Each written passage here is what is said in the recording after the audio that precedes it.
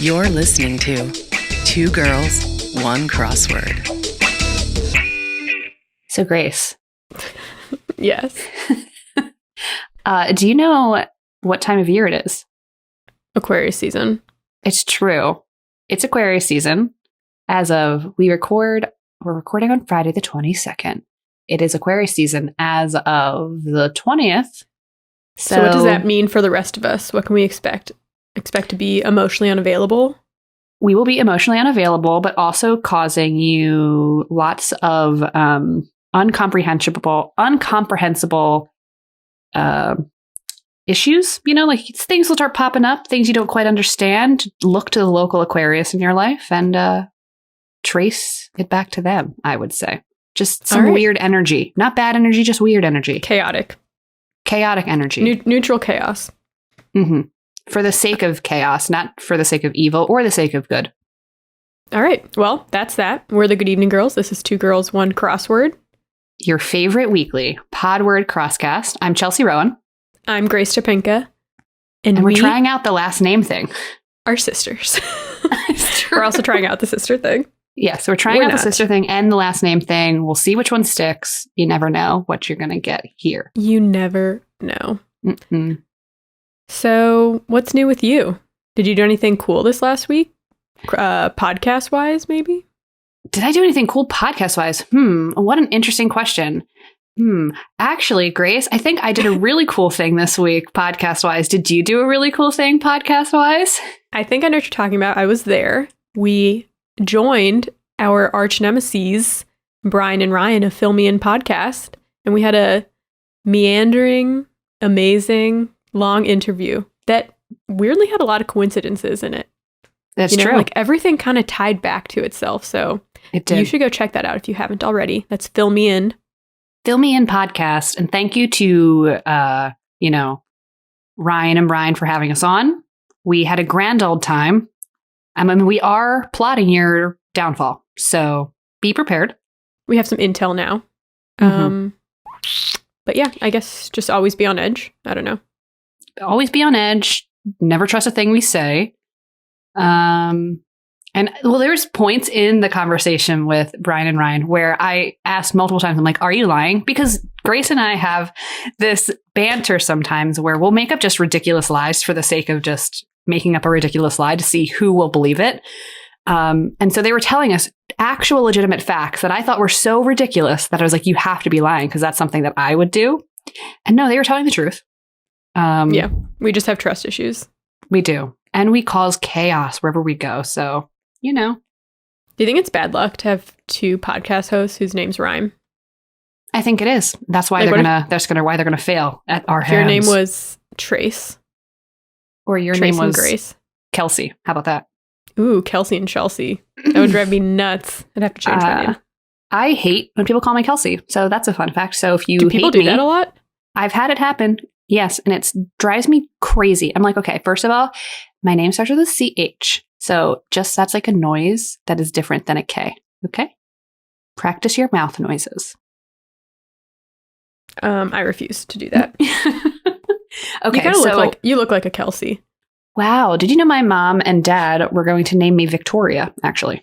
Ooh, I like the name Victoria. I hate that name. No offense. I actually have a friend named Victoria, but I hate the name for me. Because I feel like I have a Chelsea vibe, but I guess because I've lived with that name. Vibe. I feel like Victoria is very regal, Yeah, and I don't feel very regal.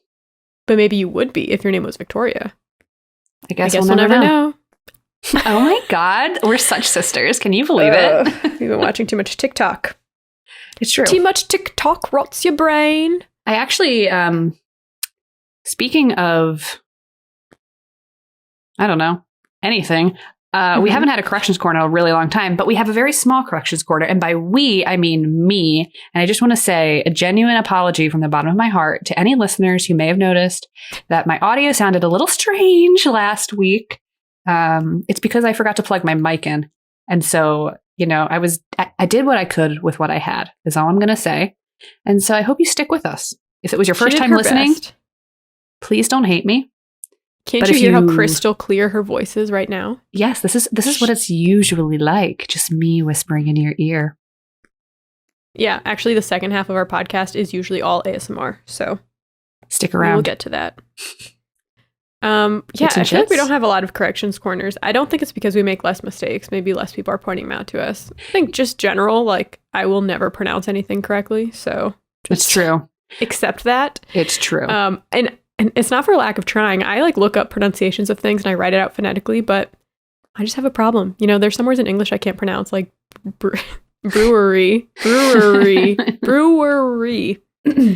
Anyways, shall we saunter on over? Let's saunter closer to the hits and shits. Let's do it. Alrighty then. I think our biggest hit was being on Fill Me In. That was truly like, it was our first interview outside of, you know, our own podcast. And it was like really weird. And I was a little nervous, but, you know, they were very gracious, even though we threatened to destroy their podcast. So lots of fun. They're professional. They are. We are not. So Yeah. Who knows how we would treat guests if we had them on. yeah. But let's move on. Let's a move big on. hit, but I have some smaller hits. Well, this kind of made me laugh in the USA Today crossword from January 16th by Mark McLean. 43 across, cookie similar to cream betweens. It's Oreos, of course. Of course. But cream betweens, I'm pretty sure that's what they sell at Aldi. Is that what they sell? Okay. I think. I mean, it's definitely like an off-brand Oreos, but cream betweens, come on. It's the name is just a form of suggestive that I don't necessarily like. I agree. It's just a weird name, but I mean, more power to you, I guess.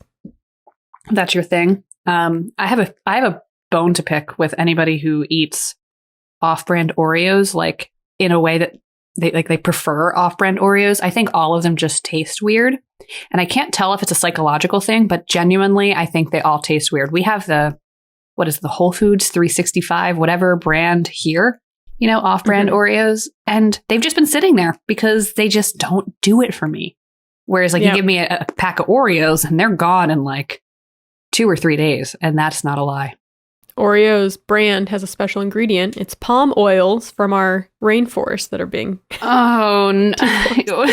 No, I'm sure they all have palm oil in them. Don't worry. But I agree. Oreos. I'm usually not a stickler for brand names, but there are some things. One is, well, I'm sure there's more if I could think of them, but off the top of my head, Oreos and Glide floss. I have tried the CVS brand version of the Glide mint floss, and it's not the same as someone who flosses regularly. Okay, I forget Let what me brand know we if have. anyone else agrees with me. But maybe is it in the green? Yeah, thing. That's the one we have. Okay. What else? What else does it have to have? Well, it's like smoother. I don't know. I don't want to get into it, but if you know, we're you know. already here. We're already here. If you know, you know. Let me know. We'll have a private conversation off the pod. All right. Anything else from that crossword? No. Okay.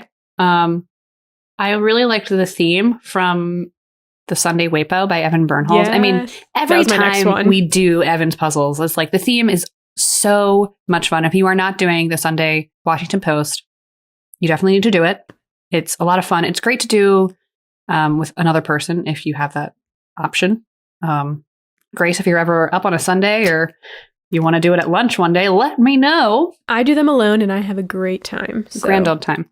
But yeah, so the theme was Captain Obvious starts a book club. And so the themed clues gave you a phrase that was a very obvious phrase to get you to a book title, basically.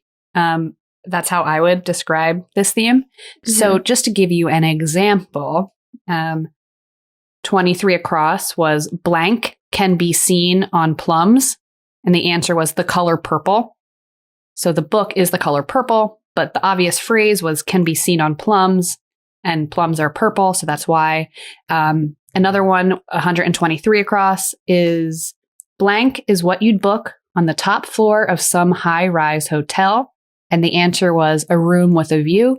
So the whole phrase is a room with a view is what you'd book on the top floor of some high-rise hotel. Just lots of fun, you know. I enjoyed that one. Once I figured out what it was, I was like, ooh. Very nice. I can get all these. Yeah, right.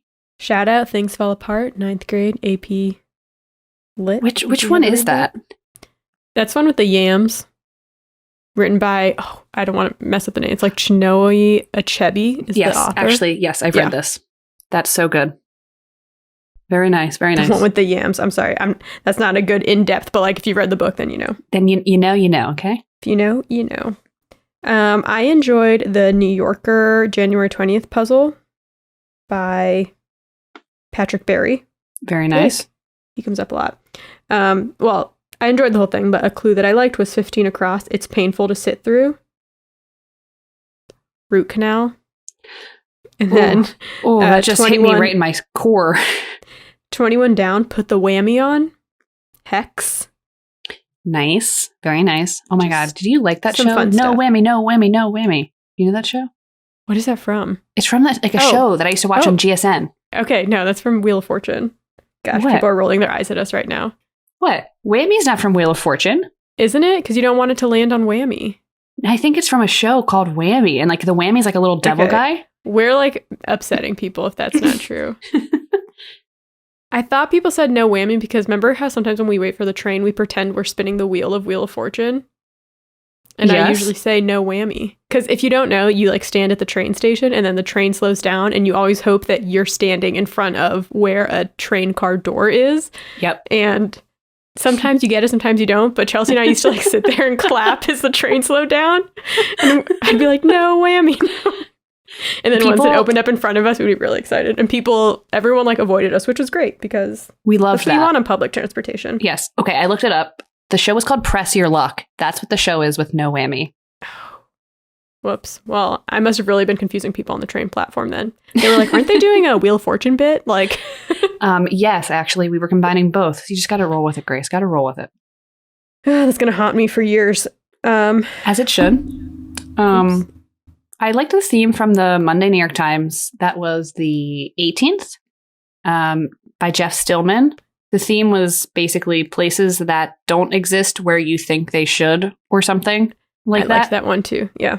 One for, an example, 17 across, city where you won't find the Eiffel Tower. So the Eiffel Tower is in Paris, but the city where you won't find it is Paris, Texas, ha. Or 24 across, city where you won't find the Parthenon, and that's Athens, Georgia. But you know where you will find the Leaning Tower of Pisa? Niles, Illinois. Come on over. Yeah. We got it. We got everything here. Well, I don't think this was in this puzzle, but every time I drive down to Tennessee to see my parents, there's a place called Cairo, Illinois, I think. Weird. I'm like, well, okay, if you live in Paris, Texas, and people ask you where you're from, Paris. You say, like, I'm from Paris. But I guess Texas is like its own place. So if you're in Texas and someone asks you where you're from and you say Paris, they would know. They would know. Well, it's like sometimes when I first was going to Loyola, people would ask me where I was from, and I would say Miami, and they would think Miami, Ohio. I'm like, I feel like if you're from Miami, Ohio, you have to specify that it's Miami, Ohio. Same with Paris, Texas. You'd have to kind of say like, oh, I'm from Paris, Texas. That is so funny. I guess if people from the Midwest are so random, but they're so weird. I guess if you're from Paris, Texas, your cowboy hat and giant cowboy boots probably give you away that you're not from Paris.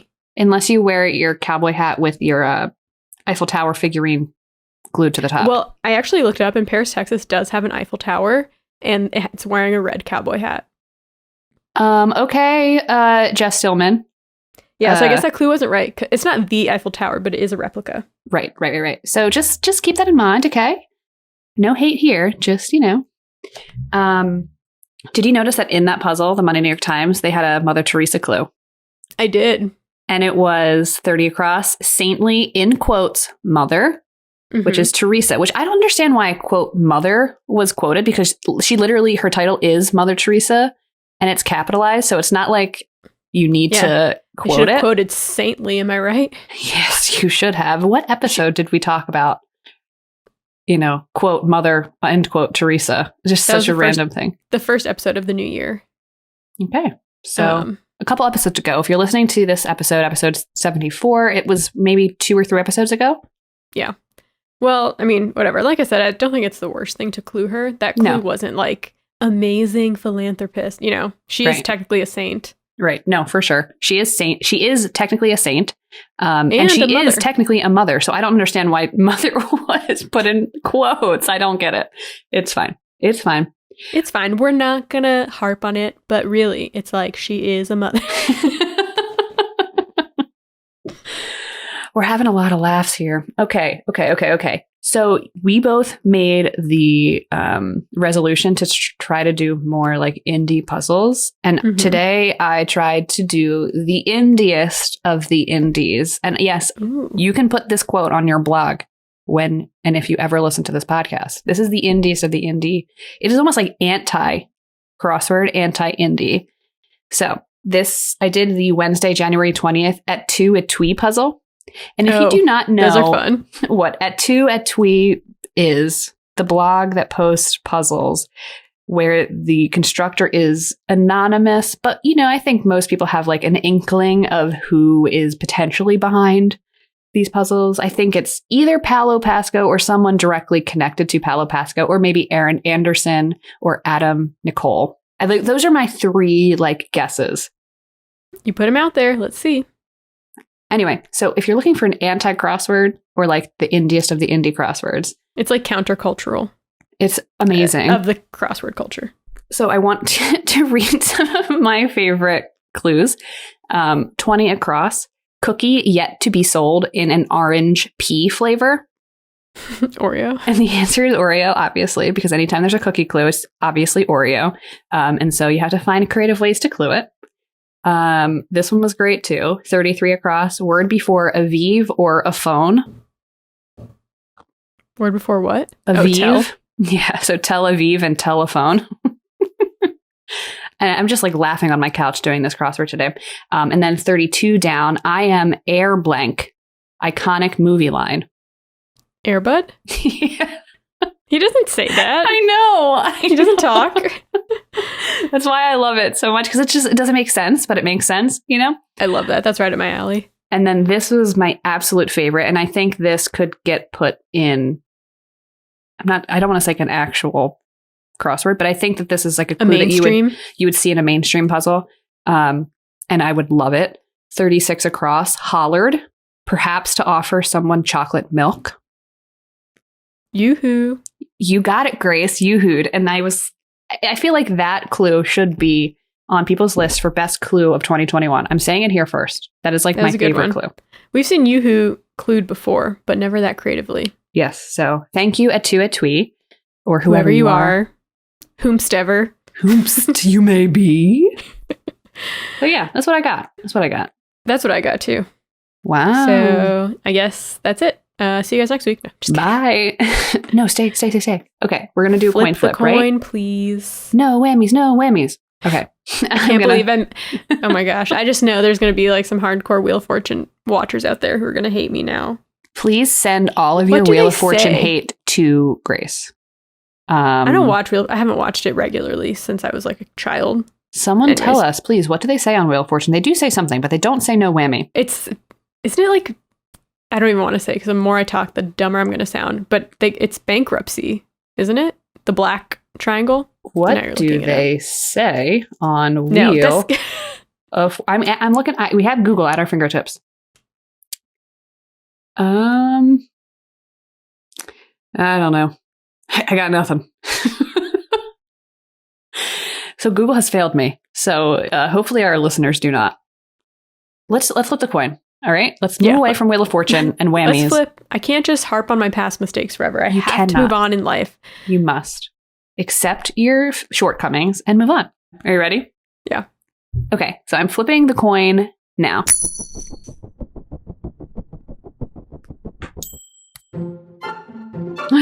It's heads. Again? Wow. 3 in a row. It's always heads. I'm so sorry. Fine. That's fine. It's not a big deal. I guess you'll just go first. I guess I'll just go first, like always. Me and the coin actually have a conversation before each episode, so. It's a digital coin. And it's rigged. All right. My topic comes from the Sunday, January 17th, Washington Post by Evan Bernholz. And it is from the clue 75 down. Blank pet. Botanical fad. Chia. Chia. Yep, I'm doing chia pets. Yay! Yeah, I had one of those. You had one. What shape did you have? I feel like it was Scooby-Doo. They had a Scooby-Doo one, so it's possible. Yeah. I never had a chia pet. Oh, you didn't? Oh, that's too bad. Oh, okay. It's true. Yeah, no, it's definitely too bad. But I can still buy one because they still make them. So don't put baby in a corner just yet. Do not doubt this woman. She will buy a Chia Pet tonight. Mm-hmm. She will go to the ends of earth to buy a locally sourced Chia Pet. Yes. Well, we'll talk about locally sourcing. Well, not really, but, we're going to talk about where Chia Pets come from, where they originated from, where they're made now, that kind of thing.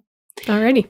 But like first, what is a Chia Pet? You might know them as being like, your weirdly, botanically furry friend that sits on your mom's counter after Christmas, maybe, but in all actuality, they are a terracotta figurine that sprouts chia seeds, or sprouts from chia seeds, rather. And then when the chia seeds start growing or sprouting, it kind of resembles the fur of whatever animal that the terracotta shape is in the shape of. Okay, but Scooby-Doo doesn't have hair, so I don't know why that was a common shape then. I think there is an episode of Scooby-Doo where he has an afro.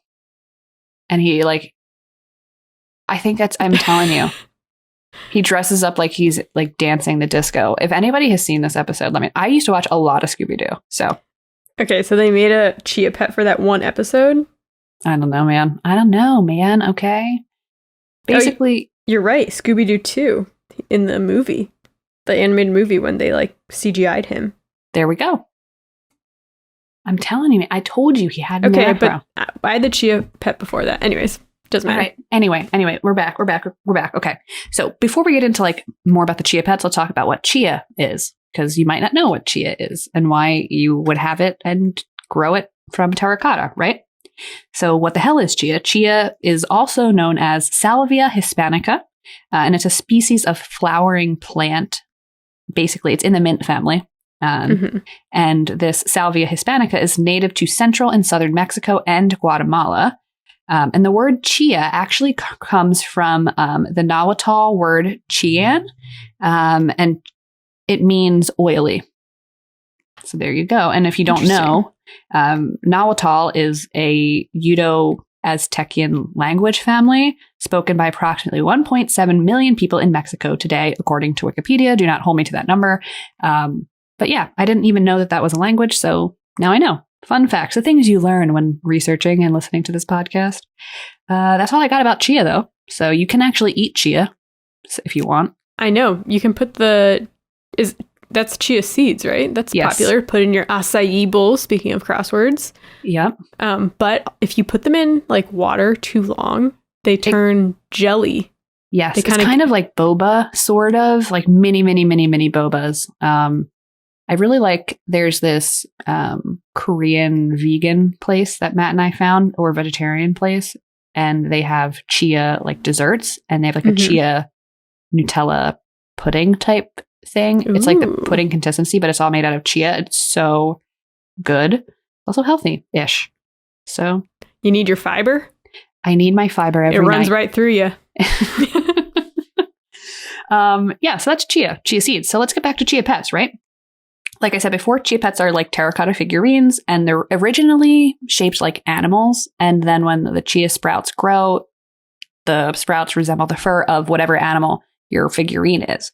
So how does a Chia Pet work? How do you get these sprouts to grow? So you go to your local Walgreens, you buy your Chia Pet, okay? You take the terracotta figurine out and you soak it in water. And once it's soaked through with water, you take the chia seeds and you spread it all over the outside of the terracotta. For whatever reason, I thought the chia lived inside the figurine already. That's not true. You have to cover the terracotta with the chia seeds. I was like, okay, whatever. And then you water it really well, and you just keep watering it, and eventually they sprout. And is there dirt in there or anything? I don't think so. Terracotta is really porous, though. Mm-hmm. So you want to keep it on a plate because you're going to be watering it, like any normal houseplant. And terracotta is really porous, so the roots must go into the terracotta. Who knew? Now you know. So that's fun. So we're going to get into the history of Chia Pets, but when you look up anything related to the history of Chia Pets, it's kind of impossible to trace the factual origin story of where and how Chia Pets came to be. It's kind of murky, and maybe deliberately murky, We'll talk a little bit about this. But what we do know is that Chia Pets were invented in Mexico. Fact. Okay. I read one place that it said they were invented in Oaxaca. Cannot confirm that. It was only in one location. But yeah, they were invented in Mexico. And then the next clear step in their history involves a man named Joseph Pideau, which is very much not a Mexican person. And so now we're going to get into the history of how Joseph Pideau changed the trajectory of Chia Pets for all of mankind. I got most of my information from chia.com, which is the legitimate Chia Pet website, or I also got it from the Smithsonian. So wow, official. So Joseph Pideau is a Chicago native. I believe he's still alive right now. And he was a graduate of the University of Illinois. So he's, from Illini. Good for him. He moved to San Francisco in the 60s to start his own advertising agency at the age of 25. And this agency was called Joseph Enterprises, which honestly is not the best name, in my opinion, for a business. Yeah. It's kind of weird to name it after your first name.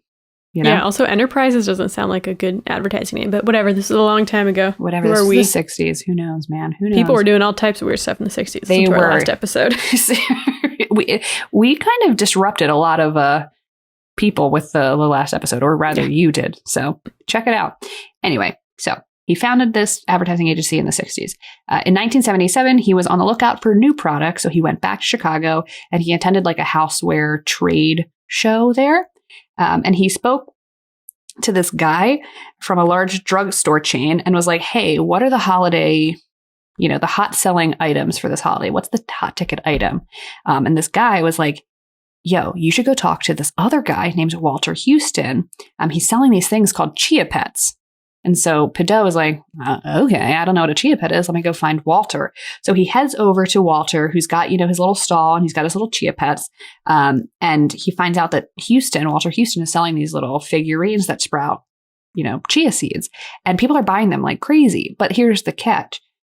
Houston's not making any money on this. And even though they're super popular, he's like losing money by selling Chia Pets. And Pideau was like, this is crazy. Why are you losing money on something that's obviously so popular? So Pideau gets the contact information from the business who owned the Chia Pets. It's this Canadian company. Okay. So he gets on the phone with the Canadian company. He's like, hey, what's going on? Like, seems kind of strange that you guys are, making these Chia Pets and losing money on them. They're obviously very popular. What's the deal? And the Canadian people are like, we don't know. We just know that we're losing $1 every single time we sell a Chia Pet. So it's like a charity. It is like a charity. They're giving them out to the people. to give people Chia Pets. Seems like a weird mission statement, but. Very strange mission statement, but they were sticking to their guns. Anyway, so Pideau was not having that. He was like, this is nuts. You guys need to be making money. So what he did is he bought the rights to Chia Pets from this Canadian company. And I could not find the name of the Canadian company anywhere online. And when I research something and you cannot trace company purchases and things, I'm like, this is kind of shady. I'm not saying that the information doesn't exist somewhere, but on the Smithsonian, it was like an interview with Joseph Pideau. And then the other information was written for the Chia website by the Joseph Pideau people. So it's all very clear that it's trying to project a very specific message, Mm-hmm. So take everything you're hearing with like a little bit of a grain of salt, whatever. I'm not saying it's wrong. I'm just saying that like, we bought it from this Canadian company. What Canadian company? Tell me, who is this just Walter Houston? Just a Canadian company. Right. Don't worry about it. Right. Maybe they're actually just called a Canadian company, and I'm just being really picky for no reason. Anyway, so like I said, he buys the rights for Chia Pets from this Canadian company, okay? And apparently the Canadian company was in charge of distributing Chia Pets from local sellers in Mexico. Okay. So Pideau's like, all right, let me go down to Mexico and see what's up. He gets down to Mexico and he realizes that Chia Pets are being made in the homes of local workers in Mexico. And there's a middleman that's buying those Chia Pets from the workers and selling them to the Canadian company. And the middleman was skimming money off the top. And so Pideau's like, okay, ixnay on the middleman A. And he got rid of him and decided to be, we will just buy the products directly from the craftsman. Makes more sense. And then everybody's going to make more money. Great. Okay. So that problem solved. He heads back to San Francisco and he begins manufacturing, importing, and advertising for Chia Pets. That's what Pideau does. Okay. I mean, that's the history. That's kind of like where it all began, how it all started. One plane trip to Mexico, and now he's got the exclusive rights to sell Chia Pets in America. Seems suspicious. A little fishy. So let's move on to the famous catchphrase. We can't forget that Pideau was the founder of his own advertising agency, right? So it makes sense that, he and his team came up with the marketing plan for Chia Pets, and that they kind of like put Chia Pets out in the world properly. Apparently, it was in a brainstorming session at the agency where someone pretended to stutter the name. They were like pretending and they were Chia. And Pideau apparently loved the sound of it and was like, yes, we've got it. And then, of course, the famous catchphrase was born. And the person with the stutter was like, wait, are you making fun of me? Or Right, exactly. But then there's also another variant of the story. And this is where it kind of gets this is why I think this whole thing is murky. Because, like I said, the Smithsonian article that I read was an interview with Pideau, and he tells one version of how they came up with the catchphrase, and then on the Chia website, he tells a different story about how they came up with the catchphrase. I'm like, what's the truth here?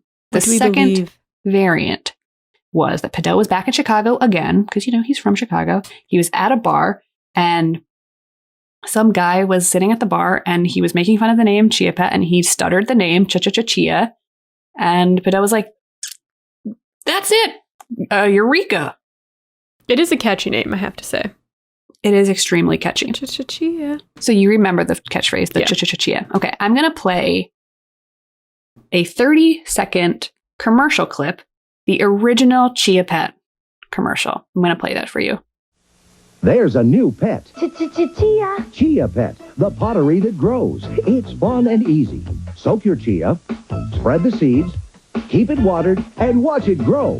And now grow a whole collection of fun with Chia teddy bears, puppies, kittens, rams, bulls. There's even a Chia tree to keep your pets company. Chia Pets and Trees, the pottery that grows. The Chia Pet and Chia Tree are available at Kmart, Rite Aid, Ames, and Woolworth. Makes a great gift. Chia. Well, I'm sold.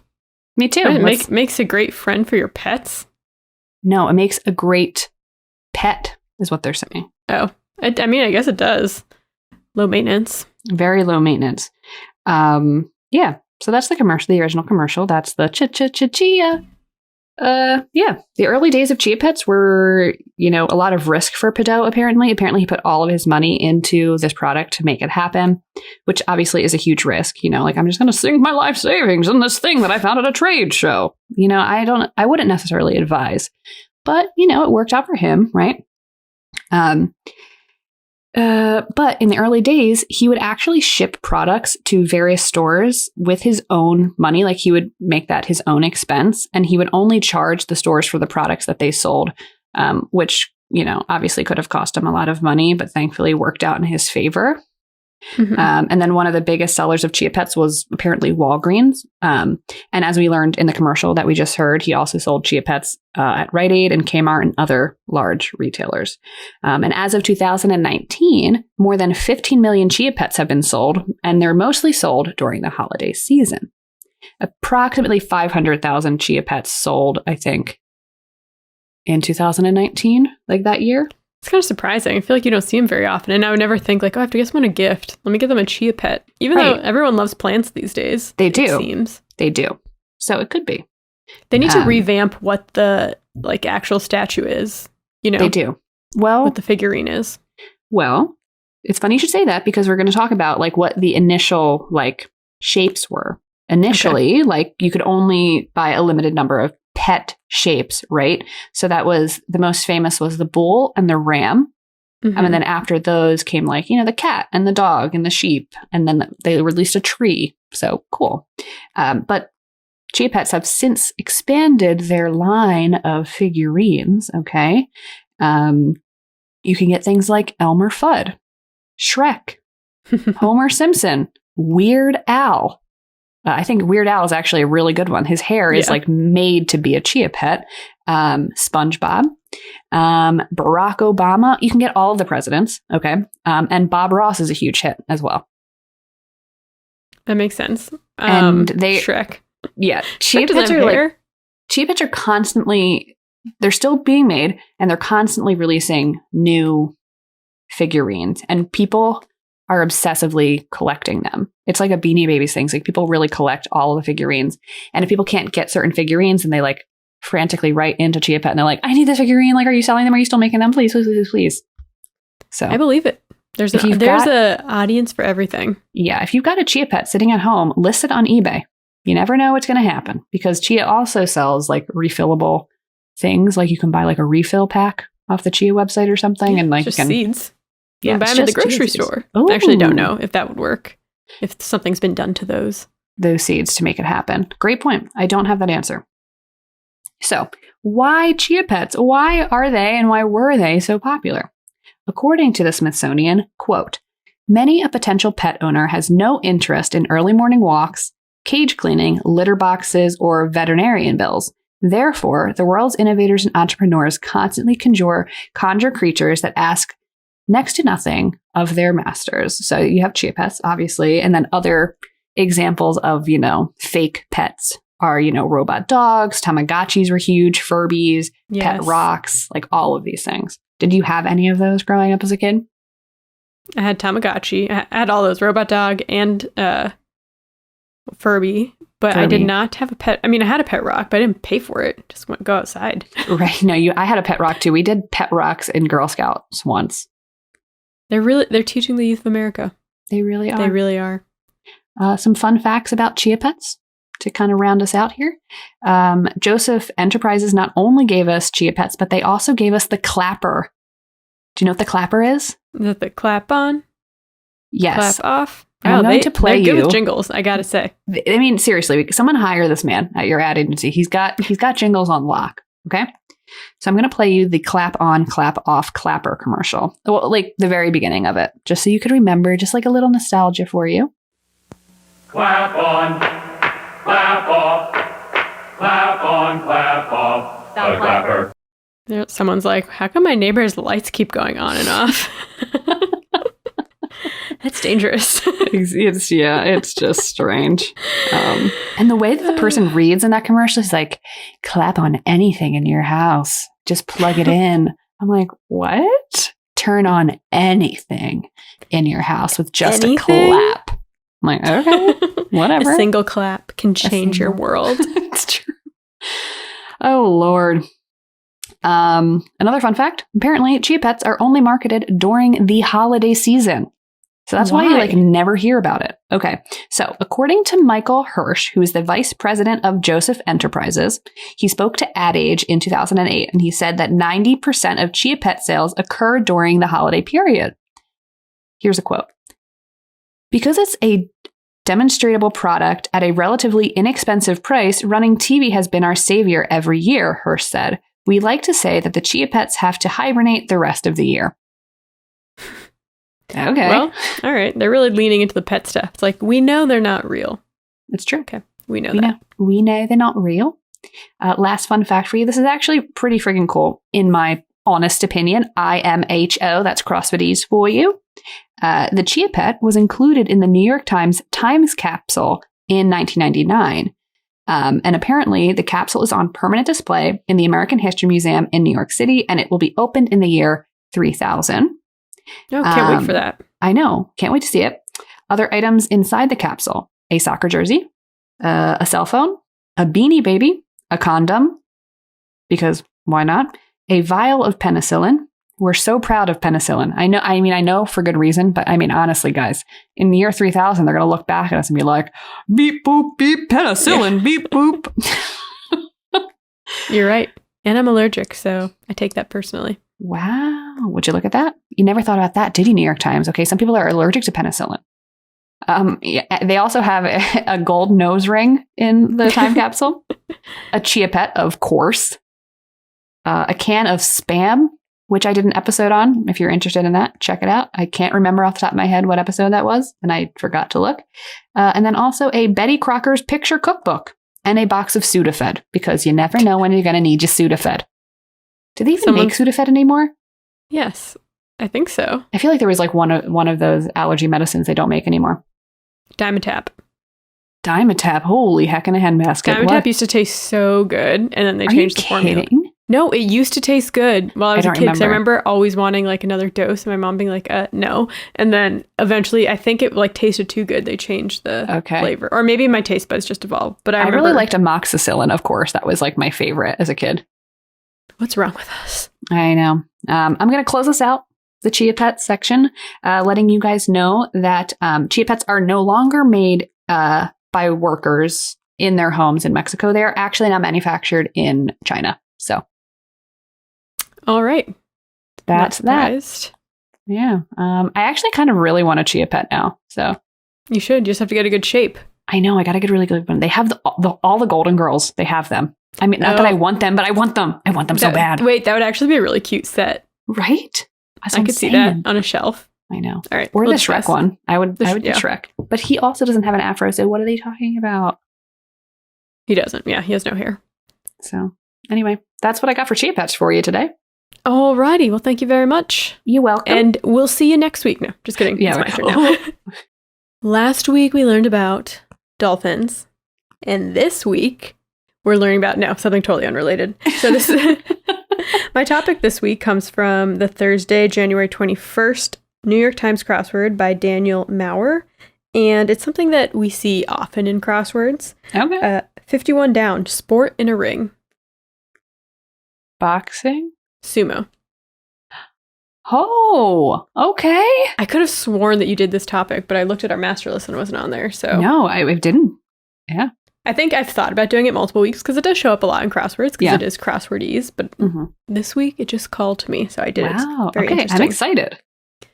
Okay, get excited. Yes. So sumo is Japan's national sport, and it's quite possibly the oldest sport in the world. Damn, maybe. Like organized sport, you think? Yeah. Okay. So it's considered a modern martial art, but the sport spans centuries and includes several ancient ritual elements. So let's dive into it. Okay. Let's dive in. So sumo is a general term for wrestling in Japan. For example, udazumo means arm wrestling. Yubizumo means finger wrestling. The professional sumo that we're talking about today, and that most Westerners associate with, sumo wrestling, is called ozumo, aka grand sumo, and it's spelled with a Z. Okay. Okay, so it's thought that sumo was originally performed to entertain the Shinto gods as far back as year 250. According to sumotalk.com, quote, Shinto is a native religion of Japan and is more a set of rituals and ceremonies than a system of beliefs or a definite code of ethics. The word itself means way of the gods. So one of the first ancient mentions of sumo can be found in a Kojiki manuscript dating back to 712, which describes how possession of the Japanese islands was decided in a wrestling match. Oh, cool. In the 8th century, Nara period, strongman wrestling contests became an important ritual, and there were two different types. The first one often involved samurai, and there weren't a lot of rules. Deaths were frequent. It was a free-for-all, and the prize was cash. Okay. So that was one version. And then the second version of wrestling were held at shrines to raise money for the shrine's upkeep. So more like an entertainment thing. Very well. But the modern form of the sport didn't start taking shape until the late 1600s during the Edo period. The first official sanctioned tournament took place at the Shinto shrine of Tomioka Hachimangu in Tokyo. From here, regular bouts, which is what each fight is called, were organized notably by the former samurai Ikazuki Gondayu, who created the rules and the arena that is still adhered to today. All right, so it was in the 1600s at a Shinto shrine. Sumo wrestlers, also known as rikishi, became professional athletes, and they would tour the country, and sumo became the national sport of Japan, and both the wrestlers and the sport itself are regarded as sacred to this day. Wow, cool. Yes, so let's talk about the rituals of sumo, because the actual sumo bout, which is like what the match fight is called, it can be very short. but there's a lot of rituals that lead up to it and in between the different bouts that, take up a lot of time. So all of this is from a website called japanistry.com. Japanistry? I don't know. Okay. Very nice. It's like artistry, but Japan. Got it. Okay. So the day before each major tournament, the doyo, which is the round clay platform that the rings are on, is cleansed to pray for the safety of the rikishi. Rikishi are the sumo wrestlers. So this involves placing salt, cleansed rice, dried chestnut, dried kelp, dried cuttlefish, and nutmeg berry in a small hole made in the middle of the ring as offerings to the gods. Nice. The wrestlers step onto the doyo from the east and west side, and the east side always enters first. So they enter the ring and they perform a ritual called shiko. That's like the leg raising and stomping that you've probably seen if you've ever seen sumo. And this is not just warming up, okay? This derives from the archaic practice of warriors doing this before battle to frighten the enemy, and it also is thought to crush any lingering evil spirits. Nice. They clap their hands to attract the attention of the gods, and they raise their arms to, in the air to show that they have no weapons. And you know that sumo wrestlers are not wearing a lot of clothing, also to show that they have no weapons. Interesting. Okay. Yes. So once the ritual is finished, the wrestlers leave the circle and they cleanse themselves. They go through a couple different rituals for themselves. So the first ritual is called Shikara Mizu, which means strength water. And again, I know I'm mispronouncing this. So each rikishi receives water from the opponent that they defeated last. Damn. Okay. So like the cleansing processes at shrines and temples, each rikishi will take a handful of water and swill it in their mouth. Next, they take a handful of cleansing salt and throw it over the ring before entering. Okay. Once the referee gives the signal for the bout to begin, each rikishi crouches behind a white line on their half of the ring, and the fight begins officially when both rikishi have clenched fists resting on or behind the white line. So because it's like the actual sumo wrestlers that ultimately decide when the bout starts, the moments before they, put their clenched fists on the line can be really tense. So the rikishi will often like crouch for a few seconds, kind of like do a fake out. They're like watching the opponent to see what they're going to do. And then they'll like stand up again to like recompose themselves. Oh, damn. So that's too much tension for me. I would be like, you know what? You can take this one. They may, I could never do this. And I'm going to talk about like their training processes and everything. So they may even exit the ring to go back into their corner. But if they do that, they have to cleanse the ring with salt again before re-entering. Oh, okay. It makes sense that they wait so long in the beginning before, putting their hands down, because one bout decides the winner. It's not like best 2 out of 3 situations. There's not multiple rounds. You just have that one chance. And it says that the first few seconds in which the rikishi collide often decide the winner. Wow. It's all about like your technique on how you get there. So the bouts typically don't last very long. I think I read that the longest bout was like 36 minutes and there was 2 breaks in that one. But I think usually they're much quicker than that. So the rule is simple. If any part of your body other than your feet touches the ground or you step outside of the straw ring, the match is over and your opponent is declared the winner. You don't have much keeping you in the game. A knee, you're out. You put your finger down for a second, out. Ooh. Okay, so the following is prohibited. Hair pulling, eye gouging, ouch, hitting with closed fists, although you are allowed to slap.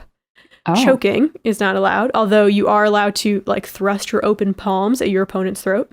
Okay. And you also cannot grab the crotch area of your opponent's mawashi, which is like the silk loincloths that they wear. Okay. So in sumo... Yeah. Thank you. I'm sure they'll appreciate that. There are no weight classes in sumo, like typical boxing. Right. So you don't know, like your opponent could be a lot bigger than you, a lot smaller than you, but it's not just about size. Agility is also important. Sometimes the smaller rikishi have the advantage. They can like step aside and slip behind their larger opponents, kind of like using their momentum against them. Sure. Yeah. Officially, there are 82 techniques called Kamarite, or deciding hand, by which a rikishi can win the match. So push out, neck throw, etc. There's a lot of them. Okay. So there's a lot of technique to it. Yeah. Once there is a winner, each rikishi stand at either side of the ring and they bow to each other, and they are not allowed to show emotion. So even if you've won like the biggest tournament of your life, you still have to bow respectfully at your opponent when it's over. Ooh. And then before the defeated Rikishi leaves the ring, then the defeated Rikishi leaves the ring and the referee officially declares the winner. So each day of the competition starts with lower ranking bouts. There is like a big hierarchy in sumo wrestlers. You start when you're really young and you kind of work your way up. So there's like the more inexperienced ones, and that's what starts off the competition. But each round of bouts is preceded by a special procession called the Doyo Iri, where the Rikishi stand outside the circle wearing their silk loincloths, and they perform like a kind of alternative version to the Shiko ritual that's done in the ring. Okay. So it's all of them. You can look at a picture. It's like a bunch of wrestlers standing outside the ring. Interesting. Yes. They clap and they rub their hands to make sure the gods are watching and to symbolize the cleansing process. And then they leave the ring with a flick of their mawashi to show that they hide no weapons. Okay. This weapons thing is a big deal. Yeah. I mean, it makes sense. Right. Now, yeah. Especially if they started as samurai. Yeah. Yeah. It's not a lot of room down there to carry a knife. Exactly. I'm sure someone could make it happen. Okay, so Yokozuna is the highest rank of sumo wrestler. They get their own more elaborate ring entering ritual. They get like a ref joins in on them. 2 other Rikishis join them too, like in the ring for their entering ritual. Oh. So how does one become a Yokozuna? It's a really big deal. If that's like the highest peak of the pyramid of a sumo wrestler.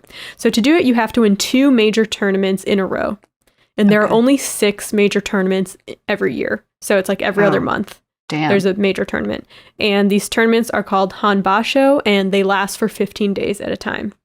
Damn. So in between the basho, like in between the different, it's 15 days. So when they're not fighting, the Rikishi keep busy by touring the outskirts of Japan, giving exhibitions for fans who might otherwise not get a chance to see the sport up close and live.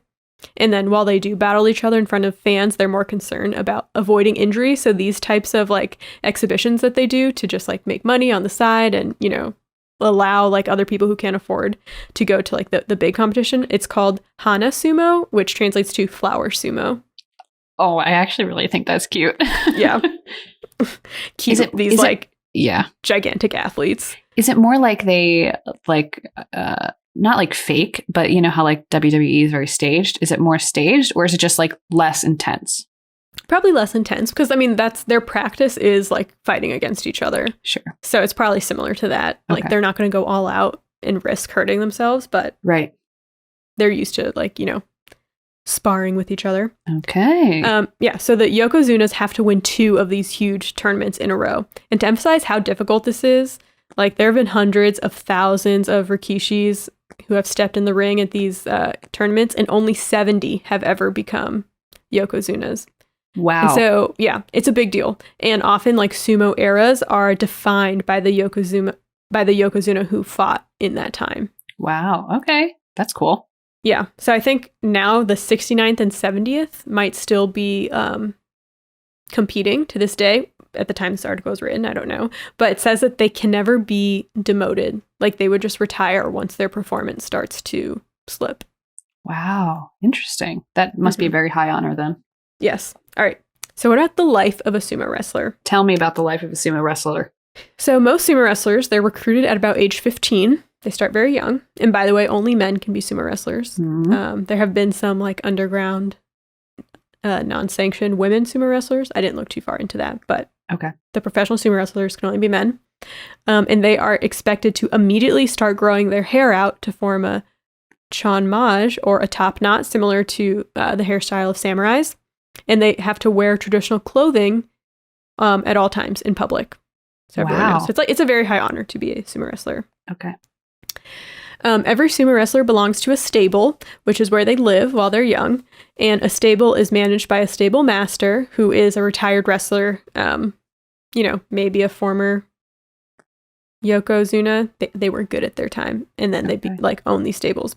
So, and then I've read somewhere too that you can actually go, like tourists can buy tickets to go and see the early morning practices if you're ever, in the area and interested. Mm-hmm. So the wrestlers wake up early in the morning. They wake up at 5 a.m. and the unranked wrestlers begin their training. So that's like the beginning ones. the Mhm. newbies, they Mhm. start training early in the morning. They have a bunch of different exercises that they do. One exercise involves sitting in a 180-degree split and leaning forward until their chests touch the ground. So they are extremely flexible. Okay. Wow. Yeah. A lot of flexibility in their lower body, which is like really important Mhm. for sumo. And then they do a lot of practices fighting each other, and they, throw their bodies into each other, slap each other around. It's extremely intense. And then Damn. the ranked wrestlers who are older, they are allowed to sleep in a little bit later. So they join the training, once they get up. And they do a lot of the same training as the younger wrestlers. They also help the younger wrestlers. But talking with each other is not allowed during practice sessions. So if you go see a practice, the most common sounds you'll hear are, sounds of large wrestlers throwing their bodies into each other and breathing heavily. They cannot Damn. speak. Yeah. So at 8 a.m., the young wrestlers, they go to the kitchen to prepare the chanko for all the other wrestlers. So it's very much like a hierarchy. If you're Okay. unranked, you're kind of have to... Doing all the work. This reminds me of like, the hierarchies of geisha that we talked about a little bit. Yeah. Like the lower your rank, you kind of take care of the people at the house and slowly move up. Exactly. So chanko refers to the food eaten by sumo wrestlers, and it includes a stew of meat, fish, vegetables, and noodles. They also eat a lot of Chinese food, sashimi, rice, and deep fried food. And this is oftentimes washed down with bottles of beer. Okay, Damn. remember, there are no weight classes, so it is important to put on weight. Yeah. Sumo wrestlers eat 2 meals a day, having breakfast around 11 a.m. and dinner at about 6, and they eat about 7,000 calories a day. Holy shit. I mean, Yeah. obviously they're working their asses off training, but still, that's crazy. hmm They typically weigh about 300 to 400 pounds. Wow. But interestingly enough, sumo wrestlers don't have diseases that are typically associated with obesity, such as they don't have high blood pressure, they don't develop type 2 diabetes, and they don't have heart attacks. A CT scan shows that they don't have much visceral fat, which is fat that's like stored deep in your body, and it's like kind of around your organs and stuff. Mm-hmm. Instead, their fat is stored like right underneath the skin. Interesting. So they think that this is due to their extreme exercise. Obviously, I'm not a science, but basically, when you exercise, you produce a hormone called adiponectin, which guides glucose and fat molecules out of your bloodstream and puts them underneath the skin. I'm sure that's like extreme exercise produces that Right. hormone. But Right. yeah, so sumo wrestlers are overall pretty healthy, although I did read that retired sumo wrestlers, their lifespan is about 10 years less than like non-sumo wrestlers in Japan. Okay.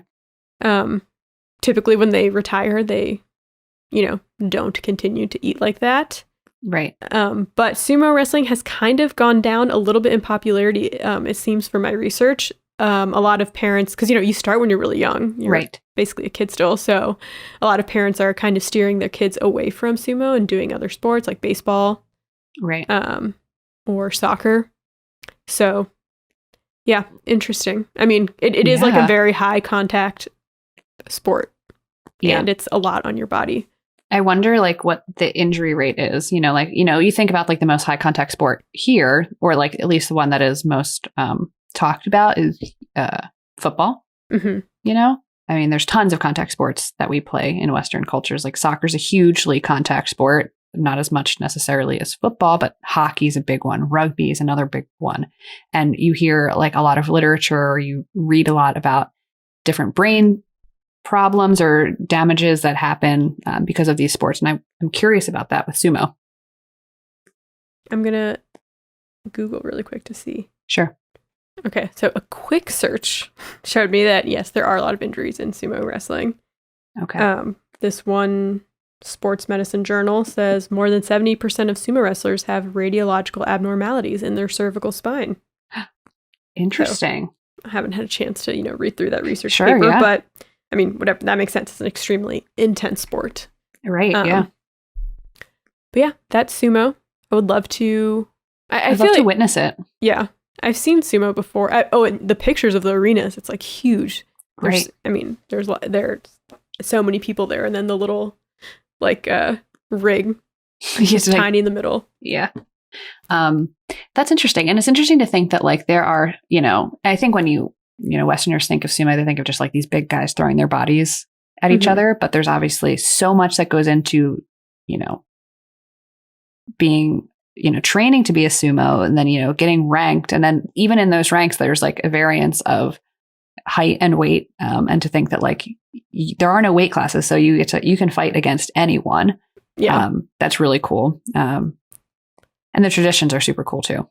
I read in my research that it wasn't until recently that they started letting non-Japanese athletes, join. And I think it said that the majority of non-Japanese athletes are Mongolian. And a lot of the really good sumo wrestlers are Mongolian. So what's that just about? Throwing that out there. There are some, American, white, Western sumo wrestlers. Damn. Too. I don't know how good they are, but I saw pictures of them at the tournament. So I can't wait to see what pictures you pick for us to share on Instagram. They will be good ones. I want to get a picture of the stew that they eat. It looks good. And you can also buy that in restaurants. Like restaurants do serve that. Oh, Grace, let's go to Japan when we can. Yeah, sure. Let's go. All right, meet you there. All right. Well, if you guys can't meet us in Japan, you can find us here next Tuesday, next Monday, next week, whatever. You can find us on Twitter at the Good Eve Girls. There we go. Yes, and you can also find us on Instagram at the Good Evening Girls. We're posting some fun content. Come on over. Come join us. TikTok at the Good Eve Girls. And we'll see you next week. Thank you for listening. We are the Good Evening Girls, obviously. Ahaha. This is 2 girls, 1 crossword, and I'm Chelsea. And I'm Grace. And we'll catch you next time. Bye-bye. Bye.